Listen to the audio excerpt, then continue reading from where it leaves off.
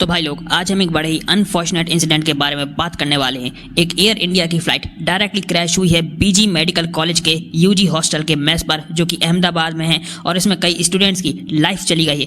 Even कई जो passengers हैं उस फ्लाइट में, उनकी भी लाइफ गई है। बेसिकली ये फ्लाइट अहमदाबाद से लंदन की ओर जा रही थी, बट ये फ्लाइट अहमदाबाद के मेघानी नगर एरिया में क्रैश हो गई है। और इस क्रैश का इम्पैक्ट इतना ज्यादा था कि हॉस्टल के मेस लिटरली क्रम्बल्ड हो गया। कई जो मेडिकल स्टूडेंट्स है, बताया जा रहा है कि वो वहां पर डिनर कर रहे थे, उनमें से कई लोगों की डेथ हो चुकी है।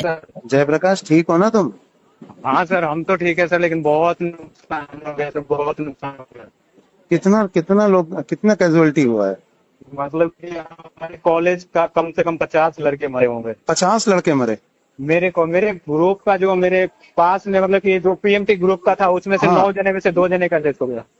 नहीं तो सारे वहीं थे क्या? मतलब तुम्हारा फर्स्ट एमबीबीएस का ही था क्या सारा बच्चा उसमें? नहीं, उसमें तो सब था, 4th 5th ईयर था। हम लोग मेस में खाना खा रहे थे और मेस बिल्डिंग पे क्रैश हो गया। हाँ, हम लोग खाना खा रहे थे सब। भगवान। और प्लेन में तो जितना था सब गया, प्लेन में जो भी था सब जल गया।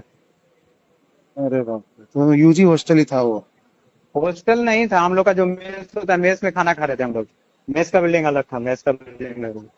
एयर इंडिया की तरफ से अपडेट आया है कि फ्लाइट में 169 इंडियन नेशनल्स, 53 ब्रिटिश, 7 पोर्तुगल्स और 1 कैनेडियन नेशनल थे, जो कि सबके सब मारे जा चुके हैं अनफॉर्चुनेटली। इस पूरे क्रैश में सिर्फ एक ही पर्सन है, रमेश विश्वास कुमार, जो कि बच पाया है लिटरली। ये बंदा बताया जा रहा है कि दमन और दीव से है और करेंटली यूके में रहता है। लोग ये अज्यूम कर रहे हैं कि ये पर्सन इमरजेंसी सीट पे बैठा होगा, और जैसे ही ये फ्लाइट क्रैश हुई, इस बंदे ने लिटरली जंप कर दिया और वो बच गया। इसके अलावा 2 ब्रिटिश पैसेंजर्स का एक वीडियो वायरल हो रहा है, जो कि क्रैश से थोड़ी देर पहले उन्होंने रिकॉर्ड किया था। वो लोग आप देख सकते हो कि नॉर्मल जो जैसा ब्लॉग रहता है उस तरह से बना रहे हैं, बट उन्हें क्या पता था कि ये उनका लास्ट ब्लॉग होगा। We are at the airport, just boarding.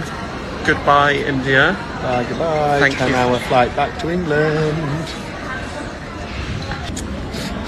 Going back happily calm. तो बस मैं यही कहूंगा कि जो भी लोगों की इस इंसिडेंट में डेथ हुई है, भगवान उनकी आत्मा को शांति दे और उनके परिवार को शक्ति दे। और जो भी लोग इस क्रैश में इंजर्ड हुए हैं, भगवान उन्हें जल्द से जल्द रिकवर करे। ऑल्सो रजत दलाल ने भी इस ट्रेजिक इंसिडेंट पर रिएक्ट किया है और कहा है कि जिन भी फैमिली मेंबर्स ने अपने लोगों को खोया है, हम उनके लिए प्रार्थना करते हैं। अरे भाइयों को राम राम। मैं शूट पे ही था, तो मेरे को रिसेंटली पता लगा जो अभी अहमदाबाद में प्लेन क्रैश हुआ है। देखो, थोड़े आउट ऑफ वर्ड्स हो जाते हो, वो थोड़ा वाला ये सिनेरियो है, इस टाइम सीन है। मेरे को खुद को आज अहमदाबाद ट्रेवल करना था, किसी वजह से नहीं कर पाया। तो बस इतनी छोटी सी रिक्वेस्ट है, जो भी लोग आसपास रहते हैं, कि जितना हो पाए प्लीज इस टाइम प्रशासन की मदद करना और सहयोग बना के रखना। तो जितने भी मेरे भाई हैं जो घटनास्थल के आसपास रहते हैं, प्लीज ग्राउंड लेवल पे हेल्प कर देना प्रशासन की। वैसे तो हमारा प्रशासन पूरा सक्षम है, पर मिलके ही हम चीजों से निकल पाएंगे ज्यादा अच्छे से। और जिनके भी भाई परिजनों का नुकसान हुआ है, भरपाई तो देखो कोई भी भरपाई नहीं है, पर भगवान उनकी आत्मा को शांति दे। ख्याल रखो भाई।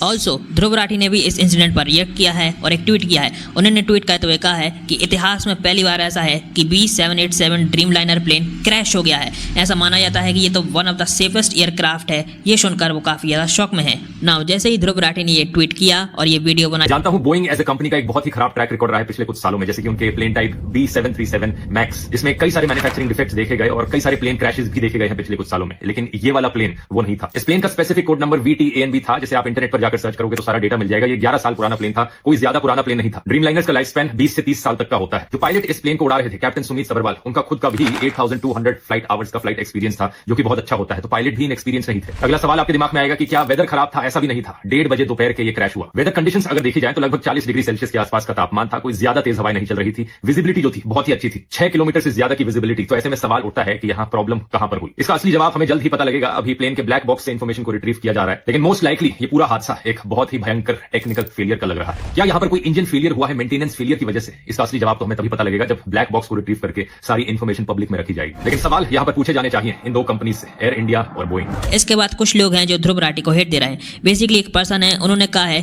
कि मैं ध्रुव राठी से रिक्वेस्ट करता हूं कि आप अपना प्रोपेगेंडा स्टार्ट मत कर दो, हम लोग पहले ही शॉक में हैं और सैड में हैं, हम लोगों को गुस्सा मत दिलाओ। हो सकता है कि ये ह्यूमन एरर या कॉन्स्पिरेसी की वजह से हो सकता है कि ये प्लेन क्रैश हुआ हो। ऑल्सो इसके बाद आशीष चंचलानी ने भी अपनी संवेदनाएं जताई है इस इंसिडेंट को लेकर और एक बात को और पॉइंट आउट किया है। बेसिकली एक मीडिया पर्सन है जिन्होंने इस इंसिडेंट को लेकर काफी ज्यादा इनसेंसिटिव बात करी है। बेसिकली उन्होंने कहा है कि हमारे पास फॉर्मर सीएम की टिकट है एक्सक्लूसिव, जी हाँ उनका नंबर ये है, वो हमारे हाथ लग गई है, किसी और के पास नहीं है। जिस पर रिएक्ट करते हुए आशीष चंचलानी कहा है शट द एफ अप, कुछ तो शर्म करो। मतलब कि एक मीडिया पर्सन है जो इस ट्रैजिक इंसिडेंट पर भी अपनी इनसेंसिटिव रिपोर्टिंग कर रहे हैं, जिसको लेकर आशीष चंचलानी काफी ज्यादा गुस्सा है। बाकी आपका क्या ओपिनियन है आप कमेंट कर बताइएगा। बस इस वीडियो को यहीं पर करते हैं एंड थैंक्स फॉर वॉचिंग।